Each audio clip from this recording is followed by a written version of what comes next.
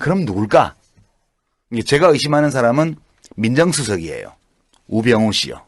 충분히 합리적인 의심이 가능하죠. 예. 이제 왜냐하면 이 사람이 아직은 언론에 도달하지 않고 있는데요.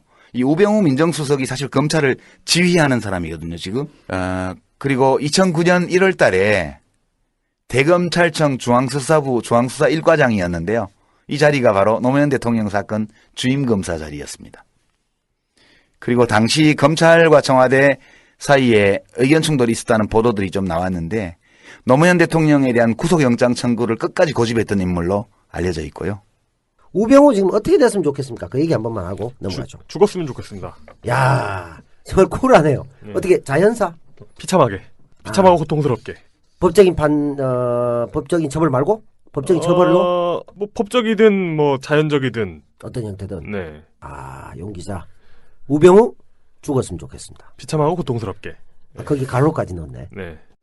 부정과의 전쟁을 선포한다 하고 그 다음날 이제 그 박근혜 대통령이 네. 또 국무회의에서 한 번 더 언급하고 며칠 있다가 이제 경남기업 압수수색에 들어가니까 마치 이제 근데 이완구 총리가 지금 이제 완전히 뭐 뇌물 받은 사람으로 이렇게 몰려가니까 검찰에서 이제 이 자기와의 연관성, 검찰과 이완구의 연관성을 끊기 위해서 이거는 이완구 총리가 얘기하기 전부터 우리가 하고 있었던 그다. 작업이다. 그걸 그 우병우 민정수석을 통해서 캐치를 해가지고 캐치를 해서 이완구 총리가 마치 자기 사업인 양, 자기 작품인 양 얘기했을 뿐이다.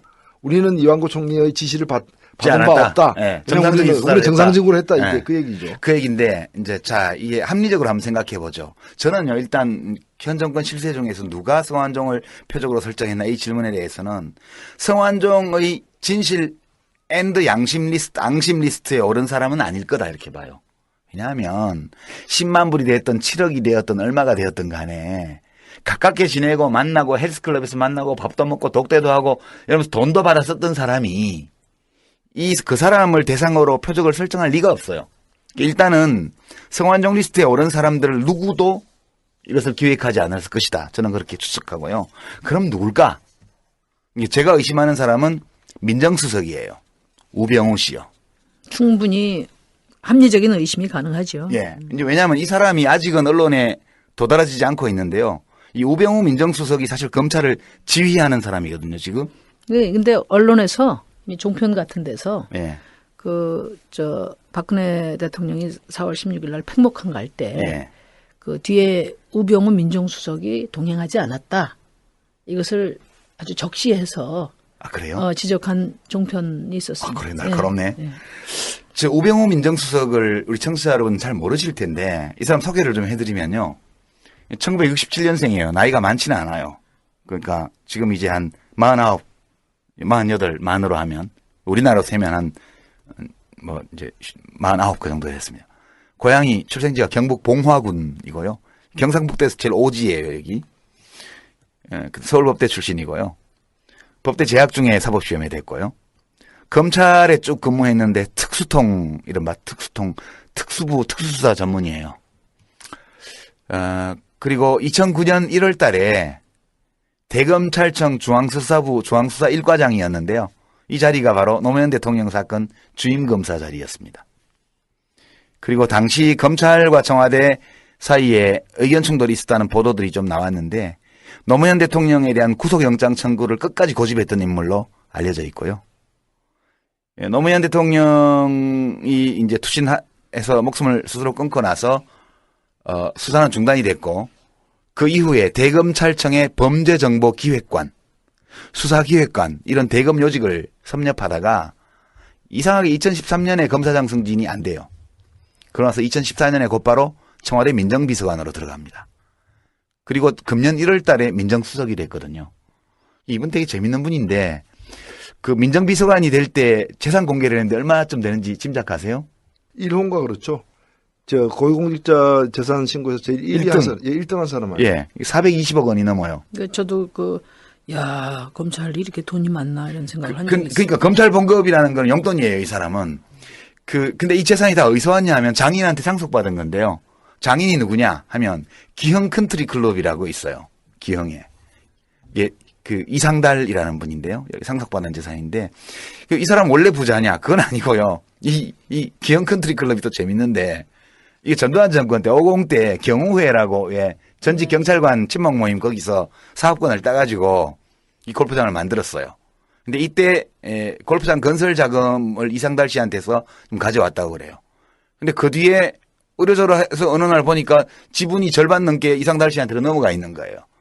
그래서 이제 이게 비리가 있다고 이제 투서가 들어가가지고 1993년도에요. 이 검찰이 수사를 해가지고 치안감을 지냈고 경우회 이사를 하고 있던 옥기진 씨가 배임 수재 혐의로 이상달 씨하고 같이 구속이 돼요. 경찰청장을 지냈던 이인섭 씨가 이상달 씨한테 1,000만 원 뇌물수수 혐의로 또 구속이 되고요. 이상달 씨 자신은 배임 뇌물공여죄로 징역 3년형을 받습니다. 이 사람이 우병우 지금 민정수석의 장인이에요. 이 사람의 420억의 재산은 대부분 다 이 기영 컨트리 클럽 오너인 이상달 씨한테 상속이 온 재산이에요. 재밌죠? 냄새가 많이 나는 거죠. 예, 이게 그 당시 이제 이런 장인이 있음에도 불구하고 뭐 청렴한 검사로 왔냐, 아니면 이 사위가 이런 특수통 전문 검사여서 이상달 씨가 덕을 받냐 이런 논란이 좀 있었다고 그러고요. 이 우병우 씨가 지금 이런 사람이 민정수석으로 있는데 이 성완종 리스트에 오른 사람일 리가 없다고 보는 이유가 우선 자기가 뒤가 찔려서 이 사람 할 수가 없어요. 김기춘 실장이나 좀 교체가 됐지만 교체 전에 이렇게 했을 리가 없어요. 결국은 검찰의 핵심 라인이 우병우 민정수석 지휘 아래에 사정대상 기업을 선별할 때 포스코하고 경남기업을 찍었다는 거예요.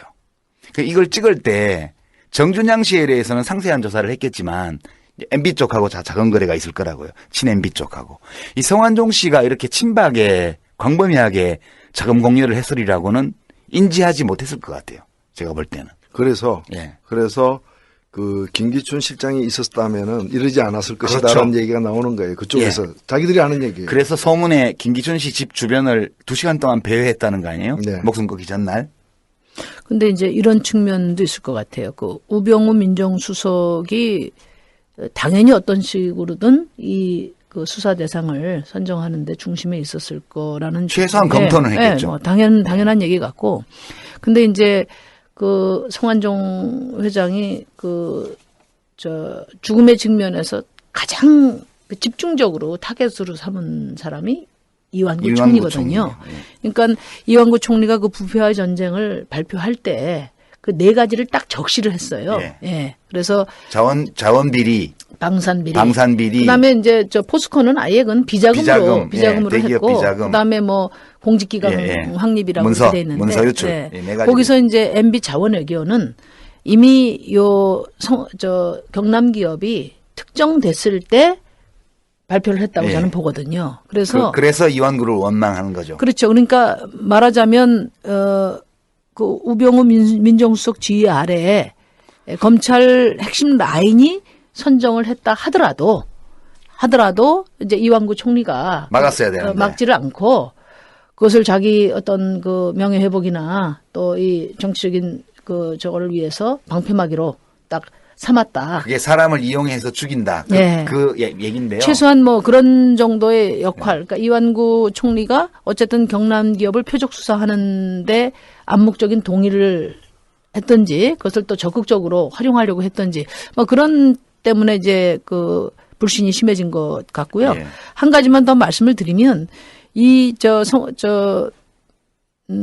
뭐 제가 그 돌아다니는 소문에 지난번에 그 이완구 총리 인준 투표할 때 그 여권에서도 부정표가 많이 나왔지 않습니까? 예. 반대표가. 예. 근데 그 돌아다니는 소문에 그 반대표의 대부분이 충청권 의원들일 것이다. 예. 여권에 이런 소문이 많아요. 그거는 뭐 이미 뭐 방송에도 많이 나오더라고요. 그러니까 그게 이제 뭐냐면은 이 성완종 씨도 그 얘기 했지만은 사람 여러 죽였다. 예. 이용하고 버리고 옛날 그런 뭐 얘기를 공무원 했는데 얘기도 있고. 네. 그런데 이제 그런 점에서 그 충청 지역의 대표 주자 이 자리를 놓고 상당한 정도 이렇게 암투가 갈등과 있었다. 불편함이 있었지 않았나 그런 생각이 들어요. 여하튼 그 이완구 총리가 어떤 역할을 했든지 간에 이완구 총리로서는 막을 수가 없는 거였던 것 같아요. 지금 이 누가 경남기업 성완종을 표적으로 설정했나 이렇게 이 질문이 곧바로 어떤 질문을 불러오냐 하면 이 리스트에 있는 사람들 일리가 없다고 본다면 지금 청와대 실세가 도대체 누구냐라는 거예요. 이 지금 박근혜 정권의 권력 실세가 누구냐는 거예요. 지금 어느 라인에서 정권을 운영해 나가는 핵심적 의사결정을 하고 있느냐. 이게 지금 다 헷갈려 버려요. 왜냐하면 성완종 씨 표현에 따르면 친박 메인에서는 다 알고 있다 그랬잖아요. 자기가 2007년도부터 시작해서 박근혜 대통령 정부가 탄생할 때까지 얼마만한 노력을 했는지를 친박 메인에서는 다 안다고 그랬는데 다 알고 있는 친박 메인에서 이 사람을 찍을 리가 없는 거예요. 그럼 도대체 아니 도대체 실세가 누구냐 이제. 아니 예. 그거 들어가기 전에 그럼 경남 기업 아니면은 어디를 치냐고. 저도 그것도 생각을 해봤는데, 그러니까 그 어쨌든 자원외교 문제가 너무나 그 이제 문제가 커졌고 지난번에 상당히 제한된 수사가 될 거라고 예. 우리 유 대표가 쪽집게로 말씀하셨잖아요. 그런데 따져보면 SK 같이 이렇게 이런 데를 건드리지 않을 거면, 예. 응? 그 다음에 이제 또 마침 성완종 회장이 저 새누리당에서 쫓겨났지 않았습니까? 어? 선거법 위반으로 쫓겨난 상태고 진짜 끈도 없고 예.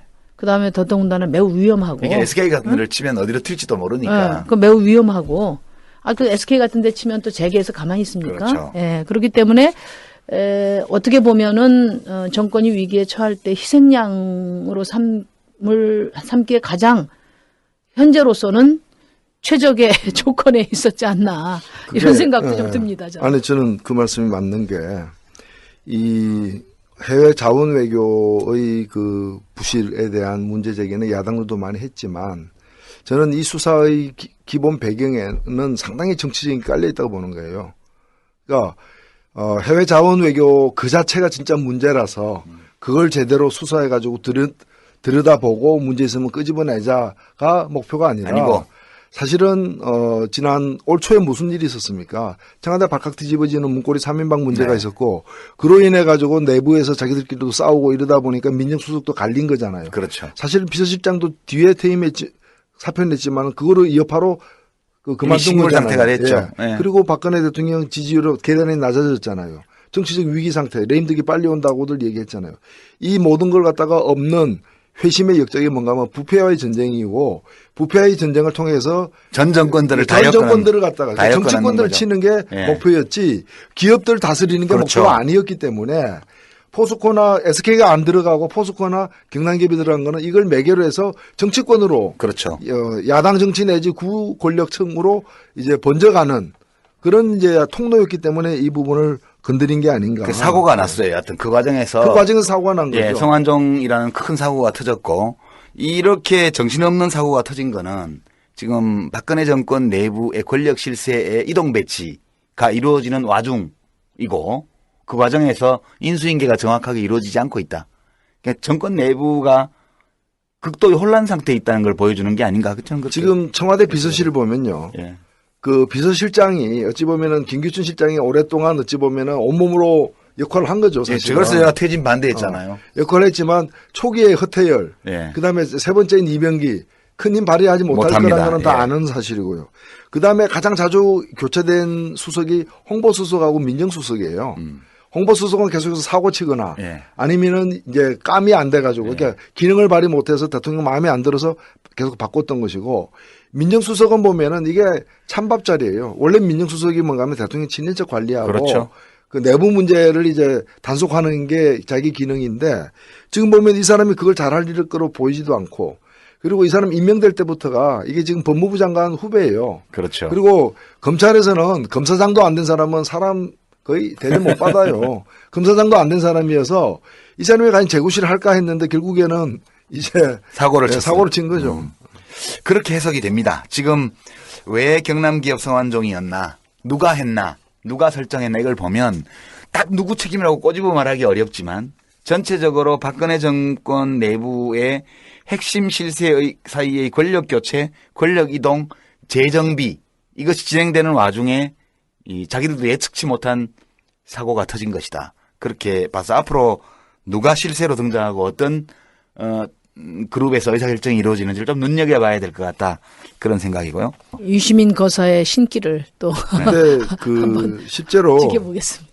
이 검찰이라는 조직이 보면은 우리 일반인들은 이제 뭔가 이렇게 그 범죄 혐의나 어떤 그 단서가 발견되면 수사에 들어가는 것 같지만 그렇지가 않아요. 예. 실은 그건 평소에 어떤 정보 활동이나 여러 가지 내사 자료를 다 가지고 해서 있다가 창고가 있어. 그 안에 다 있는 거야.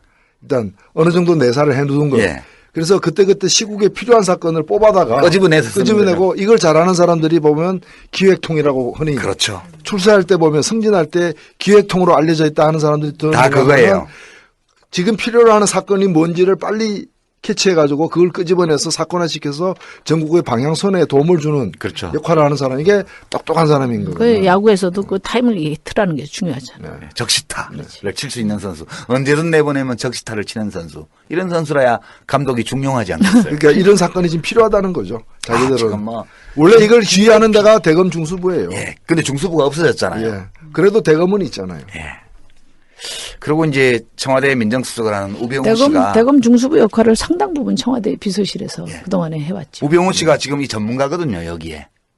그래서 조만간 이 중흥건설, 이 순천의 중흥건설과 비슷한 유형의 어떤 기업 비자금 수사가 더 현실화될 수도 있습니다. 또는 이미 진행 중이던 사건인데 갑자기 언론에 릴리스가 되거나 이런 일이 생길 수 있다. 그래서 결국에는 이제 우리 국민들 하여금 모두가 도둑놈이다. 네, 민나 도로부데스. 이제 모두가 다 딱 도둑놈이다. 도찐개찐이다. 네, 도찐개찐이다. 우병우 지금 어떻게 됐으면 좋겠습니까? 그 얘기 한 번만 하고 넘어가죠. 죽었으면 좋겠습니다. 야, 정말 쿨하네요. 어떻게 자연사? 비참하게. 비참하고 고통스럽게.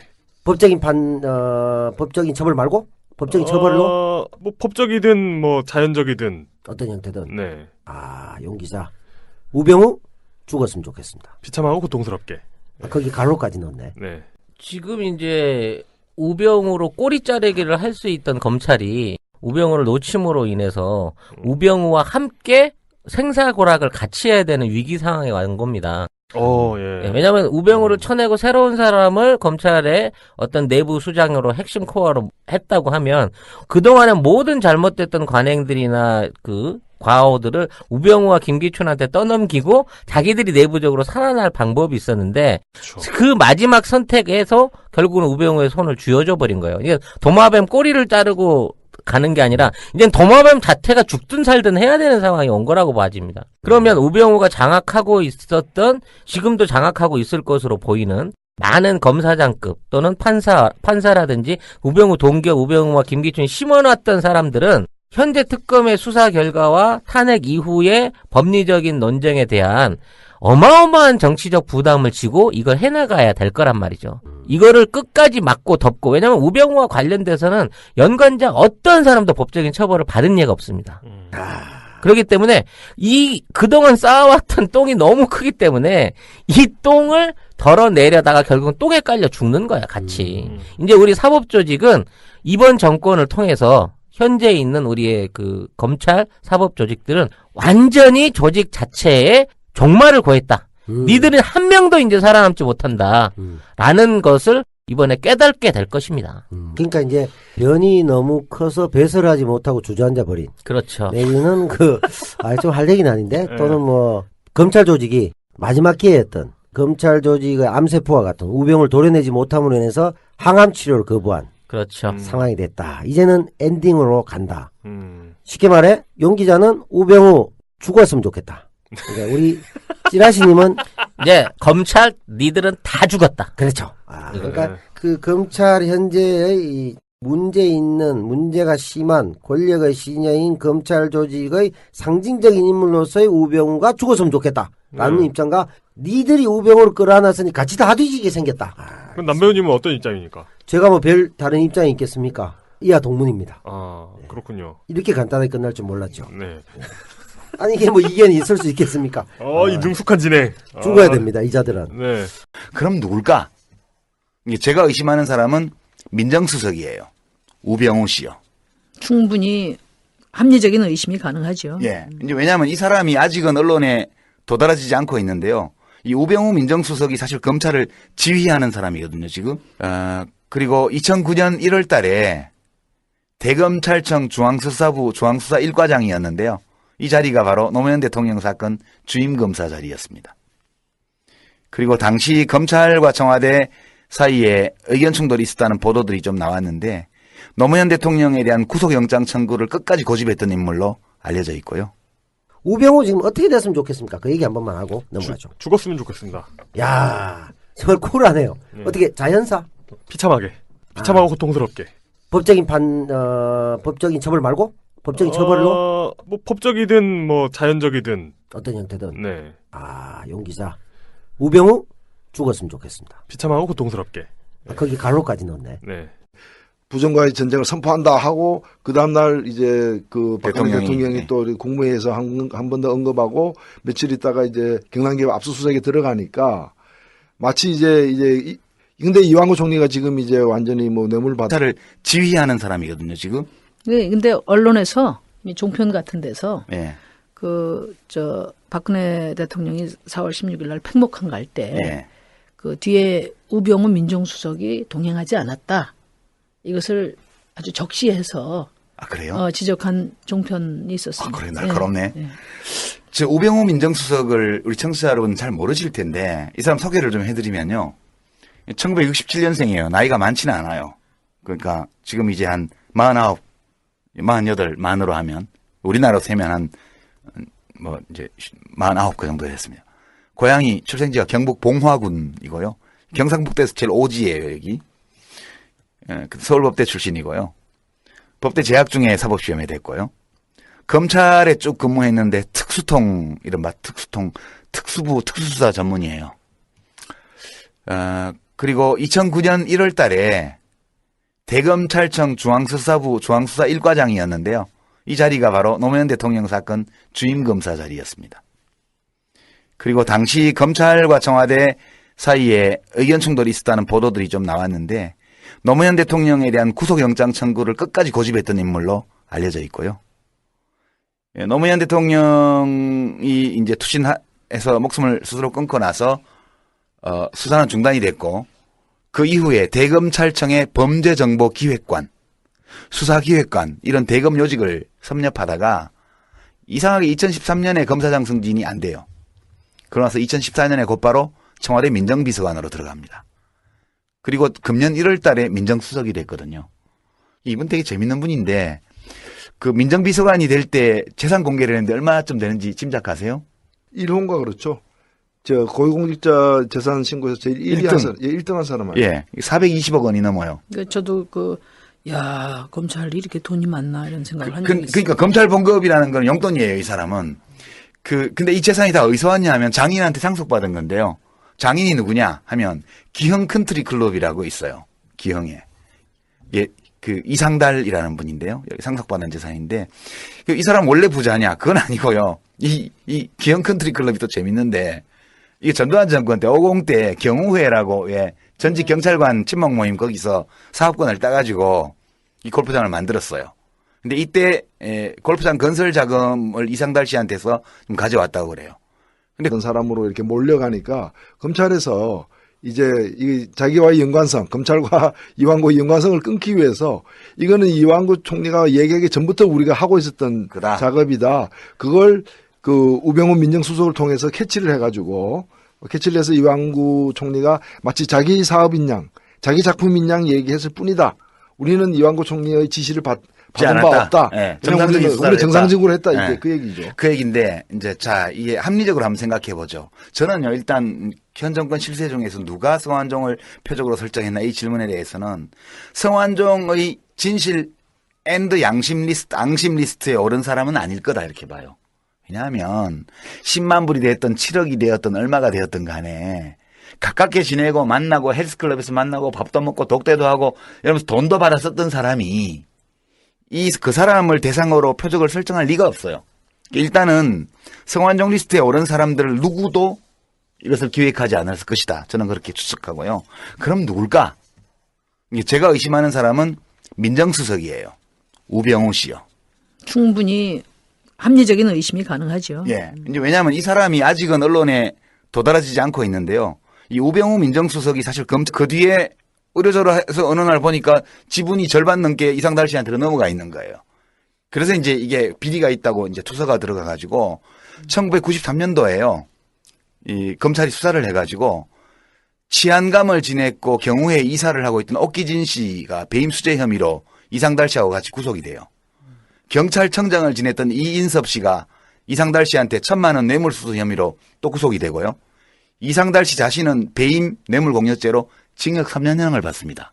이 사람이 우병우 지금 민정수석의 장인이에요. 이 사람의 420억의 재산은 대부분 다 이 기영 컨트리 클럽 오너인 이상달 씨한테 상속이 온 재산이에요. 재밌죠?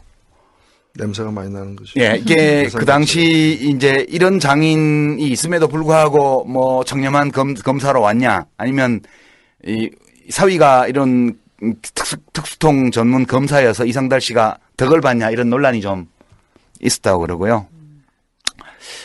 이 우병우 씨가 지금 이런 사람이 민정수석으로 있는데 이 성완종 리스트에 오른 사람일 리가 없다고 보는 이유가 우선 자기가 뒤가 찔려서 이 사람 할 수가 없어요. 이 김기춘 실장이나 좀